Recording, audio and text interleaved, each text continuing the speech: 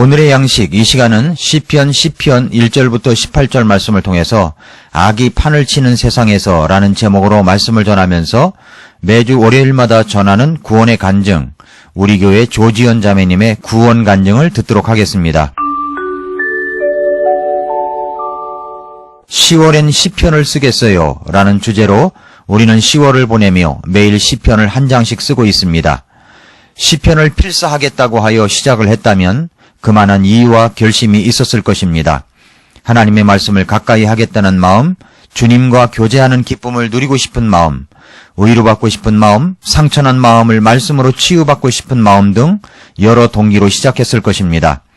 그렇게 말씀을 사랑하고 말씀을 가까이 하려는 여러분들에게 하나님의 크신 은혜와 사랑과 역사하심이 분명히 있을 줄 믿습니다. 아침마다 말씀을 읽고 쓰고 듣는 일을 계속하시기 바랍니다. 시편 1절은 질문으로 시작합니다. 오 주여 어찌하여 멀리 서 계시나이까? 어찌하여 고난의 때에 숨으시나이까? 라고 했습니다.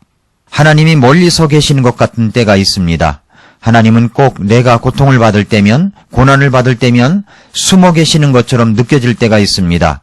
불러도 대답이 없을 때 우리는 하나님을 향하여 질문을 합니다. 오 주여 어찌하여 멀리서 계시나이까? 어찌하여 고난의 때에 숨으시나이까? 두려울 때 멀리 계시고 환난의 때에 숨어 계시는 하나님, 우리 하나님은 그런 하나님이 아니십니다. 그런데도 시편 기자는 어찌하여 멀리 계시며 어찌하여 숨어 계시느냐고 말씀을 드립니다. 예수님께서도 십자가에서 같은 질문을 하셨던 적이 있습니다. 엘리 엘리 라마 사박다니 하시니 이것은 곧 나의 하나님이여 나의 하나님이여 어찌하여 나를 버리셨나이까? 마태복음 27장 46절입니다. 하나님께서 숨어 계시고 멀리 계시고 버리시는 하나님이십니까? 아닙니다. 하나님은 그런 하나님이 아니십니다. 왜 이런 극한 질문이 있는 것입니까? 그것은 사악한 사람들이 그렇게 많기 때문입니다. 시편 2절 이하에 보면 사악한 자에 대해서 말씀합니다. 사악한 자가 판을 치고 있게 되면 구원받은 그리스도인들이 고통을 많이 당합니다. 사악한 자의 특징이 무엇입니까? 2절처럼 사악한 자는 교만합니다. 3절 말씀에서처럼 자기 마음의 욕망을 자랑하기도 하고 탐욕을 부립니다. 사악한 사람은 우리 주님께서 미워하시는 자를 축복하기도 합니다. 4절에서는 사악한 자의 생각 속에는 하나님이 없습니다. 5절에서는 사악한 짓을 저질러도 금방 심판이 오지 않으니까 자신들이 잘하는 것인 양 우쭐대며 살아갑니다. 6절에서는 사악한 자는 자기들은 결코 역경에 처하지 않을 것이고 흔들리지도 않을 것이라고 장담합니다. 7절에서는 그 사악한 자의 입은 저주와 속임과 사기로 가득하며 그들의 혀 밑에는 해악과 헛됨을 담고 있습니다. 8절에서는 남몰래 죄 없는 자를 죽이기도 하고 가난한 자, 약한 자를 향하여 등쳐먹고 살아갑니다.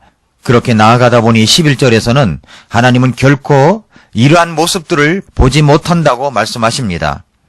이런 사람들이 주도하는 사회, 그런 사회 속에 살아가는 사람들, 특별히 그리스도인들에게는 큰 고통이 아닐 수가 없습니다. 그래서 그런 영향으로 고난을 당하고 큰 피해를 당하기도 합니다. 그런 심정으로 시편 기자는 하나님께 간절한 마음으로 어찌하여 라는 질문을 한 것입니다. 오 주여 어찌하여 멀리 서 계시나이까? 어찌하여 고난의 때에 숨으시나이까? 13절에서도 어찌하여 사악한 자가 하나님을 경멸하나이까? 라고 했습니다. 그러나 시편 기자는 확신을 합니다. 14절에서 주께서 그것을 보셨나이다. 주께서는 해악과 악의를 바라보시며 주의 손으로 그것을 벌하시나이다. 가난한 자가 자기를 주께 맡기나니 주는 아버지 없는 자를 돕는 분이시니이다. 라고 했습니다. 주님은 그러한 사악한 자가 저지르는 짓을 반드시 보시는 분이십니다. 반드시 또한 심판하시는 분이십니다. 그리고 이렇게 억울한 사연을 갖고 있는 사람들을 도우시는 분이십니다. 예수님께서도 십자가상에서 이렇게 외치셨습니다. 나의 하나님이여 나의 하나님이여 어찌하여 나를 버리셨나이까? 하나님께서 하나님을 버리셨습니다. 왜 그렇습니까? 왜 예수 그리스도를 버리시게 되었습니까? 그것은 그 예수님께서 죄로 인하여 죽으셔야 했기 때문입니다. 그렇게까지 나를 사랑하신 하나님의 사랑의 모습입니다. 결국 그 사랑으로 인하여 죽으셔야 했지만 우리들의 모든 죄를 용서해 주셨고 예수님은 부활하셨습니다. 때때로 나에게 오는 사람들의 악함으로 인한 고통과 고난이 있습니다. 그때마다 우리는 하나님을 찾아야 하며 하나님께 나아가야 합니다. 주님은 우리를 도우시는 분이십니다. 히브리서 12장 2절부터 3절에서 우리 믿음의 창시자여 또 완성자이신 예수님을 바라보자. 그분께서는 자기 앞에 놓인 기쁨으로 인해 십자가를 견디사 그 수치를 멸시하시더니 이제 하나님의 왕좌 오른편에 앉으셨느니라. 죄인들이 자기를 대적하여 이처럼 고역한 것을 견디어내신 분을 깊이 생각할지니 이것은 너희가 너희 생각 속에서 지치고 기진하지 아니하게 하려 함이라 라고 했습니다. 그렇습니다. 억울한 고통과 좌절이 있더라도 우리 주 예수님을 바라보십시오. 주님은 그 앞에 놓인 그 기쁨을 바라보시면서 십자가를 견디셨던 분이십니다. 수치를 멸시하셨던 분이십니다. 결국 죽으신 지 3일 만에 부활하여 하나님의 왕좌 오른편에 앉아 계십니다. 사랑하는 성도 여러분, 고난이 있을 때마다 어려움이 있을 때마다 이처럼 사악한 무리들의 대적과 거역을 견디어내신 분을 깊이 생각하십시오. 그렇게 해야 지치고 기진하지 않을 수 있기 때문입니다. 오늘의 구원 간증은 우리 교회 조지연 자매님의 구원 간증을 듣도록 하겠습니다. 안녕하세요. 안진원 집사의 부인, 지원, 재원, 혜원, 세 아이의 엄마이고 에덴 산목장의 목자 조지연 자매입니다. 저는 친가 외가 모두 믿음을 갖고 계신 부모님 밑에 태어나서 어려서부터 자연스럽게 교회에 다녔습니다. 주일이면 어김없이 일어나 주일학교에 갔고 주일학교에서 하는 모든 일이 즐겁고 재밌었습니다. 그러던 중 저는 중학교에 올라가면서 교회에 가는 게 뜸해지고 이쯤 이사를 하고 교회도 옮기게 되면서 차츰 예배 없는 삶을 살았습니다. 그러던 어느 날 지하철에서 종말론을 전하는 사람을 보고 지금 내가 죽으면 어떻게 되지? 라는 생각을 하게 됐습니다. 지금 생각해보면 이때는 구원의 확신이 없었던 것 같습니다. 불안하고 초조한 마음에 교회에 다시 가야겠다고 생각하였고 외할머니께 말씀드려 외할머니께서 섬기시던 교회에 다니게 된 것이 중학교 3학년이었습니다. 그리고 1997년 고등학교 1학년 여름 학생부 수련회에서 강사 목사님의 설교와 나 같은 죄인 살리시니란 찬양, 요한복음 3장 16절 하나님께서 세상을 이처럼 사랑하사 자신의 독생자를 주셨으니 이것은 누구든지 그를 믿는 자는 멸망하지 않고 영존하는 생명을 얻게 하려 하심이라 라는 말씀을 통해 예수님께서 내 죄를 위해 십자가에 돌아가시고 3일 만에 부활하심을 믿게 되었습니다. 구원의 확신을 얻었다고 해서 믿음의 성장이나 진보가 지속적이지는 못했습니다. 대학에 들어가고 대학원에 들어가면서 저는 다시 학업을 핑계로 예수님을 멀리하였던 것입니다. 그러나 마음속에는 나는 예수님을 믿는 사람이다 라는 생각으로 생활하였고 대학원에 졸업할 때쯤 엄마와 여동생이 다니고 있는 강동 성서침례교회에 다니기 시작했습니다.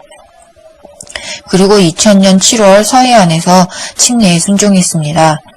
침례에 순종 후 저는 학생부 교사와 찬양대로 헌신하였고 당시 청년부 전도사님으로 계셨던 엄태영 목사님의 설교로 저의 비전에 대해 기도하게 됐습니다. 이때 저는 조교 이후의 삶에 대해서 계획을 세워놓은 상태였습니다. 인간적으로 보면 꽤나 좋은 계획이었습니다. 그런데 비전에 대해서 기도하는 가운데 하나님께서는 잠언 16장 9절 사람의 마음이 그의 길을 계획할지라도 주께서 그의 걸음을 인도하시느니라 라는 말씀을 주셨습니다. 이 말씀을 읽을 때 저는 뒤통수를 세게 맞은 기분이었습니다. 하나님께서는 하나님의 개입이 없는 저의 비전을 허락하지 않으셨던 것입니다. 그래서 저는 인간적인 계획을 뒤로하고 다시 비전에 대해서 기도하기 시작하였고 결국 하나님께서는 영원히 사라지지 않는 말씀을 갖고 영원히 사라지지 않는 영원히 사라지지 않는 지옥이 아닌 천국으로 인도하겠다는 비전을 품고 현재 초등학생들과 중학생들을 가르치며 내 행동이 과연 믿는 사람으로 옳은 일인가 라는 생각을 하며 행동하게 하셨습니다. 그리고 동일한 말씀을 사모하는 안진한 집사를 만나 결혼하여 새 아이의 엄마로 믿음 생활을 하고 있습니다. 믿음 생활을 하면서 느끼는 것은 예수님을 믿는 것이 정말 쉽지 않다는 것입니다. 그리고 모든 것을 놓고 싶을 때가 종종 있다는 것입니다. 그럴 때면 제가 붙잡는 말씀이 있습니다. 요한복음 15장 5절 나는 포도나무여 너희는 가지니라. 사람이 내 안에 거하고 내가 그 안에 거하면 바로 그 사람은 많은 열매를 맺나니 나 없이는 너희가 아무것도 할 수 없느니라 입니다. 내가 가지이기에 예수님께 더 붙어 있어 열매를 맺어야겠다는 생각으로 이 말씀을 묵상합니다. 저는 성경 인물 중에 사무엘상 25장에 나오는 아비가일을 좋아합니다. 아비가일은 성경에서 크게 드러나지 않는 인물이지만 그 지혜로움으로 다윗의 아내가 됩니다. 눈에 띄진 않지만 지혜로운 여인, 저 또한 묵묵히 자신의 자리를 지키는 성실하고 꾸준한 자매가 되길 기도합니다. 마지막으로 제가 좋아하는 말씀을 읽고 간증을 마치겠습니다. 누가복음 12장 4절에서 5절 내가 내 친구인 너희에게 이르노니 몸을 죽이고 그 뒤에는 더 이상 아무것도 하지 못하는 자들을 두려워하지 말라. 오직 너희가 두려워할 분은 내가 미리 너희에게 알려주리니 곧 죽인 뒤에 지옥에 던져넣는 권능이 있으신 그분을 두려워하라. 참으로 내가 너희에게 이르노니 그분을 두려워하라. 감사합니다. 사랑하는 성도 여러분, 우리를 구원하시기 위해서 십자가상에서 외치셨던 예수님의 사랑의 외침, 나의 하나님이여 나의 하나님이여 어찌하여 나를 버리셨나이까 라는 말씀은 십자가의 말할 수 없는 큰 고통과 사랑이 섞여 있는 외침이었습니다. 그렇게 우리를 구원해 주셨습니다. 나도 구원받지 못했을 때는 시편의 사악한 자의 모습처럼 똑같은 자들이었습니다. 그러나 우리는 복음을 듣고 하나님의 은혜로 구원을 받게 되었습니다. 나를 구원하신 그 주님의 사랑, 그래서 내가 구원받았다고 하는 것을 간증하는 것은 사랑을 받은 자의 당연한 모습입니다. 오늘도 구원받은 기쁨을 다른 사람에게 전하십시오. 그리고 그분들에게 예수님을 믿도록 권하십시오. 이것은 구원받은 자의 당연히 해야 할 전도 명령입니다.